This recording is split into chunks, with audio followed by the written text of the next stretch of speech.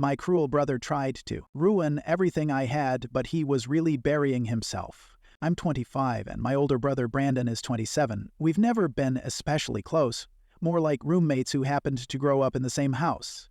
Brandon always had a knack for making everything revolve around him, so I learned early on to just stay out of his way. I'm still living with our parents, not by choice, but because I'm saving up for a place I can actually afford and enjoy. I've got a stable job and a decent income, but with how things are these days, living solo isn't cheap. Brandon, on the other hand, loves to show off. He recently bought himself a ridiculously expensive car. None of us even understand how he managed it, but of course he made sure everyone knew. He paraded it around at family events, snapped endless photos, and made snide little comments about how people like me would never have anything nice if we kept wasting money. Lately, he's been even more smug than usual, throwing subtle digs my way like, maybe if you worked a little harder, you'd have your own place, or I could never survive public transit every day. I let it slide.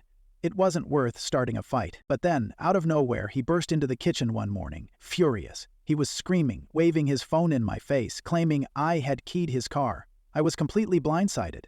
Turns out someone had scratched it badly, and Brandon was convinced it was me. He pulled up some grainy photo from a neighbor's security cam. It was just a vague silhouette near his car. Could have been anyone.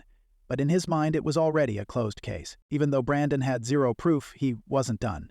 Instead of letting it go, he ran to social media and posted this cryptic, dramatic story about how a certain family member vandalized his car out of jealousy. He didn't drop my name, but anyone who knew us could connect the dots. Pretty soon, people started messaging me, some curious, others already judging. A few straight up accused me of being a bitter, spiteful sibling. The rumors spread like wildfire, and it didn't take long before things spilled into my professional life. My boss called me into their office after someone forwarded them Brandon's post. They weren't accusing me, but they made it clear the company didn't want to be dragged into a legal mess. I was mortified. Then came the final straw. Brandon filed a police report. I didn't even find out from him. I got a call from an officer asking me to come in for questioning. I wasn't arrested, but the fact that my own brother had taken it that far? That stung worse than anything. At that point, I realized talking wasn't going to get me anywhere. Brandon had already made up his mind, and he was dragging everyone else along with him. So instead of arguing, I made a decision. I was going to let the truth speak for itself. The next day, I ordered a set of discrete security cameras and set them up around the house, making sure one had a perfect view of Brandon's precious car. I didn't tell anyone. If he knew, he'd probably twist it into something like I was spying on him or trying to frame him. But I wasn't setting anything up. I was just preparing for whatever came next. And I had a gut feeling something would. Sure enough, just a few days later, it happened. Sometime past midnight, I heard the front door slam and Brandon yelling loud enough to wake the dead. He stormed into the living room, face red, shouting that someone had slashed his tires. And of course, he immediately pointed at me. Same accusations, same fake certainty. He said he saw me outside, had proof again. Our parents came rushing in, confused and half asleep, but this time, I didn't flinch. I didn't raise my voice. I just told them to wait. Then I pulled out my phone, mirrored the camera footage onto the TV, and let the video roll. The recording showed it all. The driveway was empty, then a figure, clear as day, stepped outside in a hoodie, walked straight to Brandon's car, crouched down, pulled something from their pocket, and slashed the tires. When the figure looked up, it was Brandon. No mistaking it. The room went silent. Brandon froze when the footage played. His face went pale, and for a moment he looked like he didn't know what world he was in.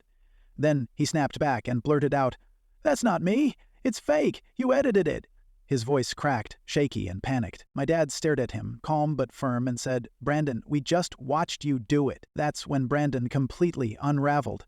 His body was shaking, not from fear, but from pure panic. He looked at me, then at the screen, then back at me again, like he was trying to rewrite reality with his eyes. "You're setting me up," he yelled, voice uneven. "You made this look like me. You faked this." No one said a word. The silence was so loud it almost hurt. And then, right on cue, there was a knock at the door. The police. Brandon's head snapped toward the sound, and for a moment you could see him scrambling in his mind, trying to come up with one last twist. But the second our mom turned to him, her eyes full of disappointment, something inside him broke. His breathing turned frantic, his face twisted, and then he screamed at me. "You deserved it. You think you're better than me, always so perfect. Well, I'm sick of it." The officers stepped in just as he lost it, and before anyone else could say a word, I pressed play again. The footage rolled. Clear, undeniable. This time, there were witnesses who couldn't be manipulated. Brandon didn't go down quietly. Once he realized the footage was airtight and no one was backing him, he shifted tactics. He started babbling about how he had only done it to make a point, about how no one ever listened to him, how he always felt like I was the golden child and he was the one left in the shadows. It was a total mess of excuses. He talked in circles, trying to spin this into some kind of emotional outburst brought on by years of family favoritism, but none of it landed. My dad cut him off cold, asking how any of that could possibly justify lying to the police, trashing me online, and trying to ruin my life. Mom stood quietly off to the side, arms folded, eyes full of regret, but still not saying much. I could see it in her face. She wanted me to let it go, to keep the peace like always. She finally spoke, her voice cracking, and asked if I was sure I wanted to press charges. I didn't hesitate. Brandon had gone out of his way to destroy my reputation and nearly cost me my job. If I hadn't had that footage, his lies would have stuck, and he would have walked away without a scratch. So yeah, I pressed charges. No more guilt, no more gaslighting, no more protecting someone who didn't hesitate to throw me under the bus. Once the truth was out, things started falling apart for Brandon fast. The same friends who had backed him up believed his story, even messaged me with accusations. They were now turning on him. Screenshots of his original posts were circulating everywhere, and people were demanding answers. In full panic mode, Brandon started scrubbing the internet, deleting posts, locking his accounts, even deactivating some. But it was already too late. The damage was done, and people don't forget that easily. Things didn't stop at his social circle either. Word got around at his job. His boss found out about the lawsuit, and Brandon was officially warned. The same coworkers he had been venting to about me started keeping their distance. He went from smug to isolated in a matter of days. Meanwhile, I wasn't just sitting back. I met with a lawyer and officially filed legal action, both for defamation and vandalism. Every lie he told, every public accusation, every step he took to drag my name through the mud, it was all documented now. All of it would come back to haunt him, and this time there was no getting away with it. Brendan tried to pretend the lawsuit wasn't real. He ignored the court summons like it was junk mail, acting like if he didn't acknowledge it, it would all just disappear. But reality came knocking when the second notice arrived, and this time, there was no denying it. Instead of taking responsibility, Brandon did what he does best: spin a new lie. He started spreading a fresh rumor, telling anyone who'd listen that I had doctored the footage to frame him. It was laughable. The video was crystal clear, but that didn't stop him from trying to rally sympathy. My lawyer advised me to keep track of every new lie, every message, every rumor, because all of it just made my case even stronger. And it wasn't just me who was sick of his games. His own friends, some of the same ones who had supported him in the beginning, started calling him out. They felt betrayed, used. One even told him flat out that he made the mess and he could clean it up himself. Even his job started feeling the ripple effects. His boss found out about the legal drama and gave him a formal warning. Co-workers avoided him. The same people he used to gossip with now treated him like a walking red flag. That's when Brandon finally caved. Kind of. He sent me this dramatic message offering to settle. Basically, he wanted to pay me off in exchange for dropping everything. A clean escape. But my lawyer was already one step ahead. Legal action was taken to make sure he couldn't just skip town and dodge responsibility. This wasn't something he could buy his way out of. Not anymore. Just when things couldn't get worse for Brandon, they did. One of his former friends, someone who had originally defended him, came forward with new information. She admitted that Brandon had a long history of twisting stories, stretching the truth to suit his narrative. At first, she thought this situation was just another one of his dramatic overreactions. But now she realized it went way deeper. She remembered Brandon making offhanded comments about how I needed to be knocked down a peg, and in hindsight, it sounded a lot more threatening than she realized at the time. What really blew things open? She revealed that Brandon had tampered with evidence.